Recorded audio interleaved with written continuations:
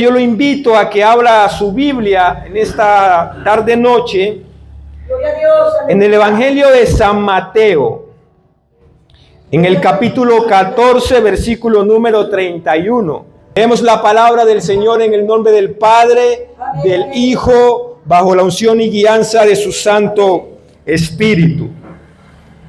Leemos el versículo 31 todos juntos.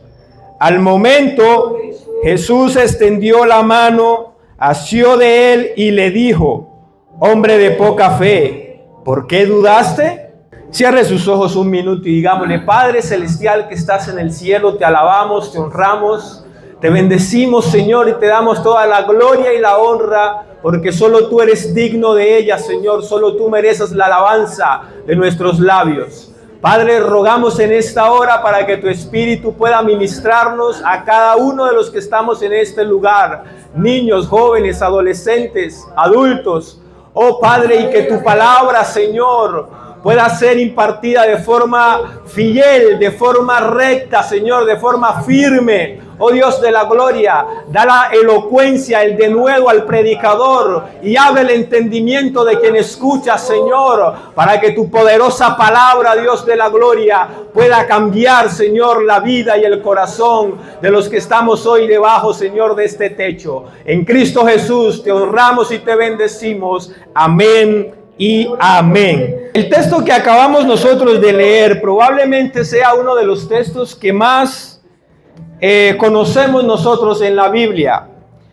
Estoy casi totalmente convencido que ustedes han escuchado innumerables predicaciones acerca de Mateo 14:31.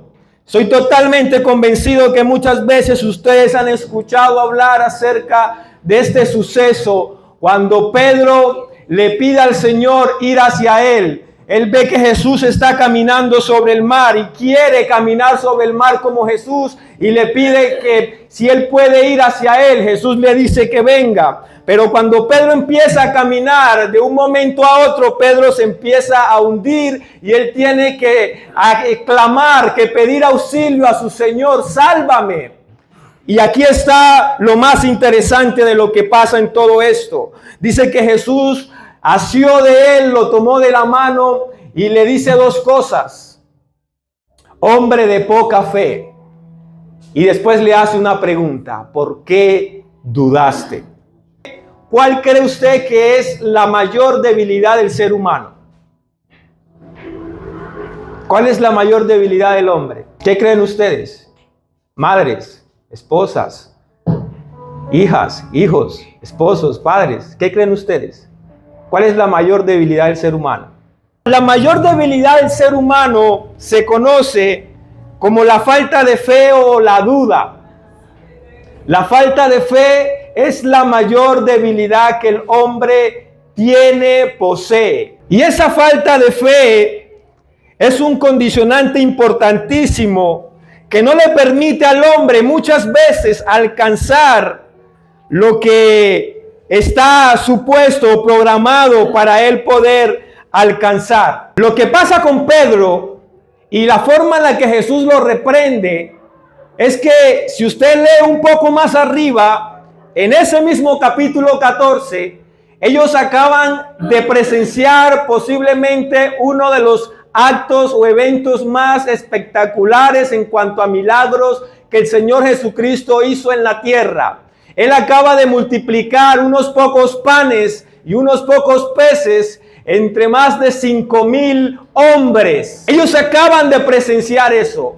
Como el Señor toma unos pocos panes, toma unos cuantos peces y los multiplica de forma que alcanza para alimentar a más de 5,000 personas. Y recogen canastas llenas de las sobras que quedaron, es decir, que nadie quedó insatisfecho. Todo el mundo comió hasta saciarse. Inmediatamente después de eso es que Él los manda que se monten en la barca y que crucen el lago y Él los alcanzaría. Y es en medio de este contexto en el que se da esta situación. Es decir, ¿cómo es posible que tú acabas unas horas antes, no sabemos exactamente, la cronología no nos lo permite conocer con exactitud, pero unas horas antes tú acabas de ver a Jesús multiplicar el pan, multiplicar los peces, alimentar a una multitud cual nunca se ha visto ni se verá en la historia de la humanidad. Inmediatamente después tú estás dudando de que si es posible llegar hasta Él caminando sobre las aguas. Es interesantísimo lo que pasa con el apóstol Pedro, hombre de poca fe. El problema de la humanidad es precisamente eso, que la humanidad tiene muy poca fe en el Señor, pero mucha fe en otras cosas. Todo lo que usted hace en el día a día, casi todo lo que hace, lo hace por fe. Usted vino a este lugar hoy caminando o transportándose en un vehículo, no sé, pero usted vino confiando en que nadie fuese a salirse o a sobresaltar el conducto regular y lo fuese a atropellar. Cuando usted se monta en un taxi, usted de alguna manera está confiando en que ese señor lo va a llevar en bien, sano y salvo a su casa. Cuando usted hace ciertas actividades cotidianas del día a día, usted casi siempre está usando la fe. Casi siempre estamos usando la fe. La pregunta es si nosotros en el día a día, en la cotidianidad, usamos la fe para la gran mayoría de las cosas que realizamos. ¿Por qué nos cuesta tanto colocar la fe en Jesús? ¿Por qué al hombre le cuesta tanto poner su confianza en el Señor? ¿Por qué muchas veces dudamos de si Dios puede hacer o no? Ese es el gran problema, la gran lepra que corroe el corazón del hombre, que no le permite alinearse con la voluntad de Dios, que no le permite conocer su voluntad, que es buena, agradable y perfecta. Es la falta de fe y la duda. Y yo quiero decirle en esta noche que si hay alguien en el que usted pudiese colocar su fe sin dudar, a ciegas le puedo decir, sería en el Señor Jesucristo. Ponga su fe en el Señor Jesucristo. Hoy yo quiero animarle a eso, yo quiero invitarlo a eso, yo quiero despertarlo a que coloque su fe en el Señor Jesucristo. Tener fe, tener confianza, no dudar, es importantísimo que nosotros aprendamos a desarrollarla y a ejercitarla, a colocarla por obra. Hace un tiempo atrás, ustedes seguramente saben cuál es esta empresa muy reconocida mundialmente llamado Apple. Había un hombre que se llamaba Ronald Wayne. Este era uno de los 3 cofundadores de esta famosa empresa hoy en día conocida como Apple. Otro de los cofundadores fue este hombre llamado Steve Jobs y otro fue Steve Wozniak. Y este hombre, Ronald, uno de los 3 cofundadores, 12 días después de haber fundado la empresa, por temor a que a lo mejor hubiese hecho una mala inversión, él vendió sus acciones. Y hoy en día Apple es una de las empresas más multimillonarias del mundo. Una franquicia de Apple cuesta muchísimo dinero. Es decir, que este hombre perdió la oportunidad de haber ganado posiblemente una fortuna, simplemente porque dudó de lo que él mismo estaba haciendo. ¿Por qué yo le traigo esto a colación y por qué se lo quiero mostrar? Porque yo le quiero enseñar que la duda muchas veces nos cohíbe de nosotros pasar de la miseria en la que estamos. No hablo económicamente, de la miseria espiritual en la que estamos, a vivir una vida de plenitud, a vivir una vida de paz, de serenidad, de esa paz que sabemos que traspasa todo entendimiento. No es la paz que el mundo da. El cristiano no vive la paz del mundo, la paz de la sociedad, porque el mundo no ofrece eso realmente. El mundo lo que ofrece son momentos de éxtasis, de aparente seguridad. Quienes tienen dinero, ¿en qué confían? En su dinero.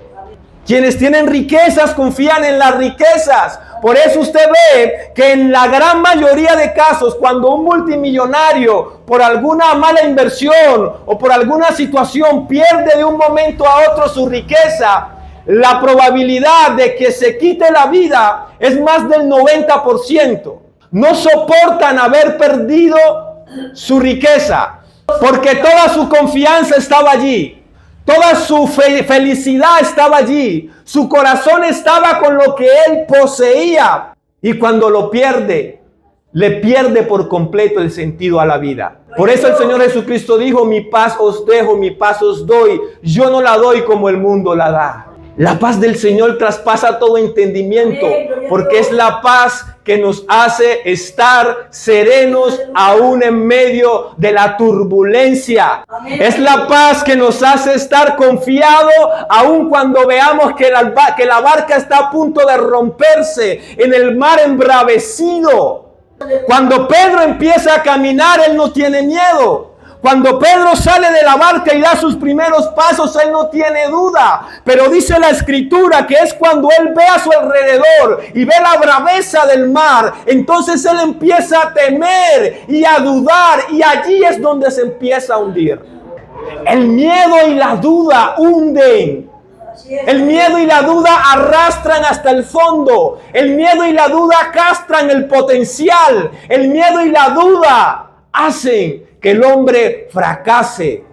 Y nosotros hemos sido llamados a vivir sin miedo y sin dudas. Pero nadie en este mundo puede vivir sin miedo y sin dudas si su confianza no está en Jesús. Lo único que nos hace vivir sin miedo y sin dudas es haber puesto la fe en la persona correcta, en la riqueza correcta, en la posición correcta, y se llama el reino de los cielos a través del Hijo de Dios llamado Jesús de Nazaret. Pedro empieza a hundirse. Pedro empieza a temer, a temblar, a tener miedo. Él ve que el mar lo va a tragar, él ve que el mar lo va a ahogar, lo va a matar. Y él empieza a temer, y él empieza a gritar: Señor, ayúdame, ayúdame. Y lo tremendo de esto no es simplemente que es que nosotros no podamos tener miedo, no. Si usted en algún momento tiene miedo, siente miedo o va a tener miedo, yo le voy a decir algo: aférrese al Señor. Amén, gloria a Dios. Pida ayuda a la persona correcta. Aleluya. Clame a aquel que puede realmente librarlo de cualquier situación. Clame a la persona correcta. Muchas personas han fracasado con miedo y con duda y han terminado hundidos porque clamaron, sí, pero no clamaron a la persona correcta. Porque en medio de su situación difícil a lo mejor confiaron en alguien y ese alguien les falló. Confiaron en algo y ese algo les falló. Jesús nunca te va a fallar. Dios nunca te va a fallar. La mano del Señor va a estar allí extendida, esperando para hacerte y levantarte. Si vas a clamar, si vas a pedir ayuda, pide la ayuda a Jesús. Pedro sintió miedo, pero pidió ayuda a la persona correcta, al único que podía ayudarlo.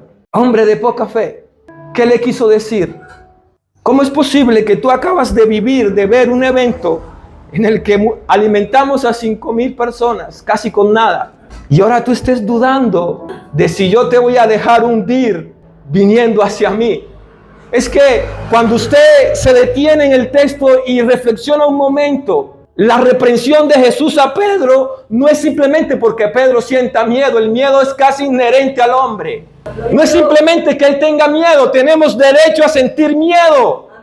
Es natural que los seres humanos sintamos miedo. Hay temores que vienen con nosotros. Yo tengo temor de perder la salvación. Si hay algo que me da miedo es perder mi salvación. Porque el miedo de alguna manera nos hace vivir conscientes y despiertos.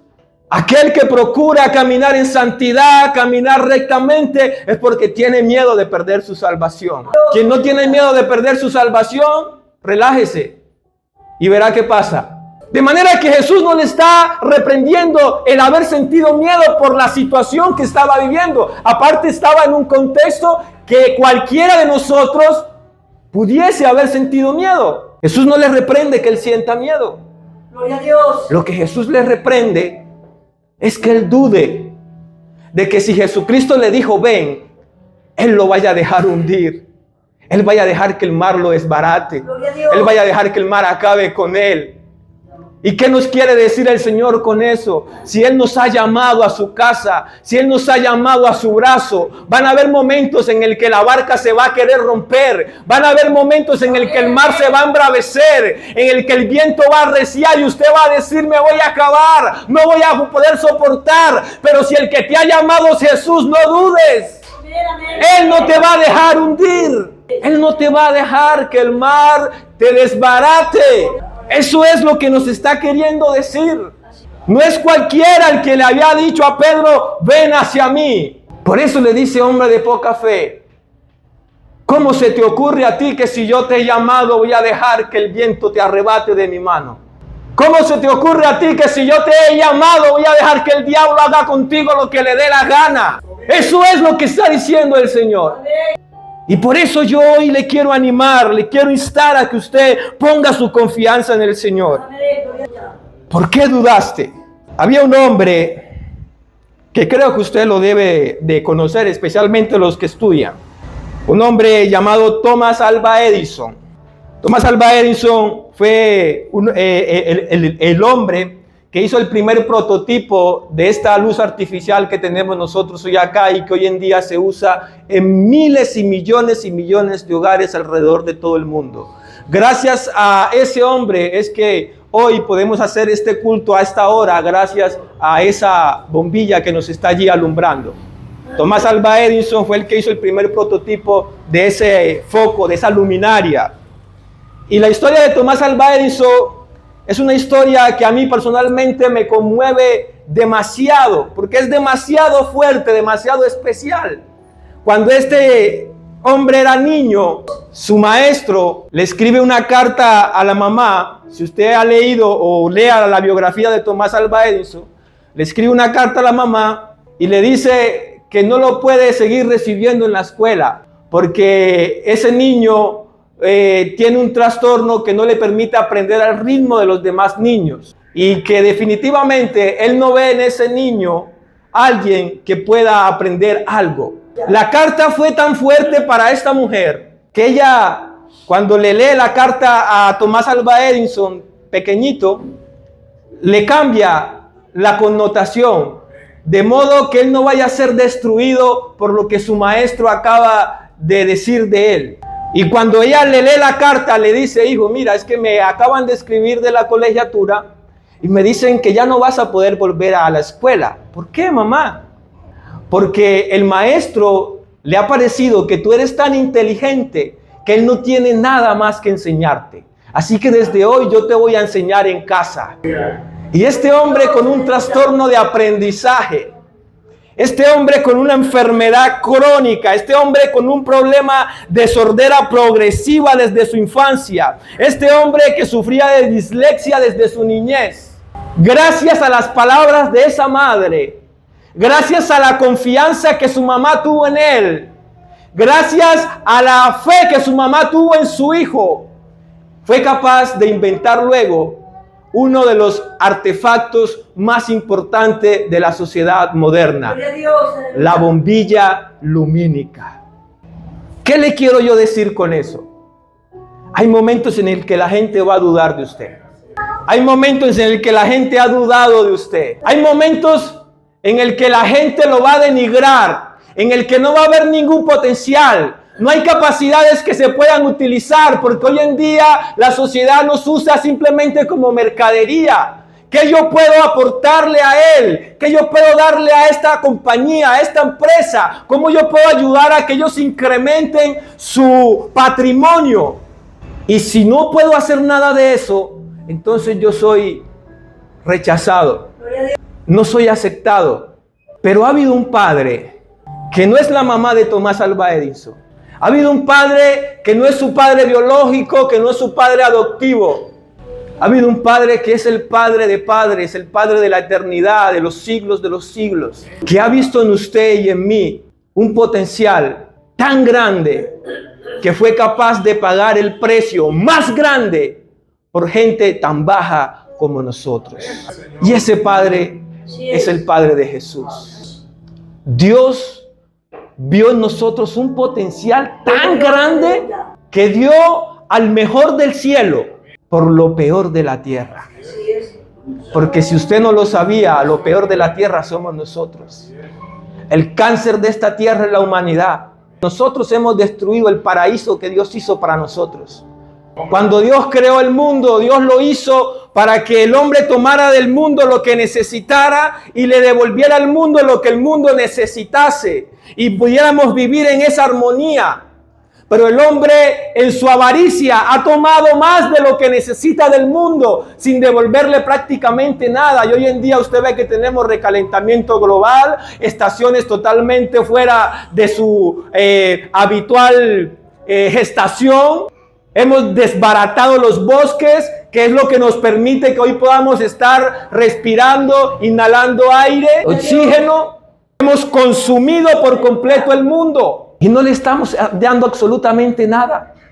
Y lo único que usted y yo podemos darle a este mundo hoy día es el corazón a aquel que creó al mundo. Es su vida a aquel que creó al mundo. Eso es lo mejor que usted y yo podemos darle hoy al Creador. Y es lo mejor que podemos nosotros hacer hoy por el mundo en el que vivimos.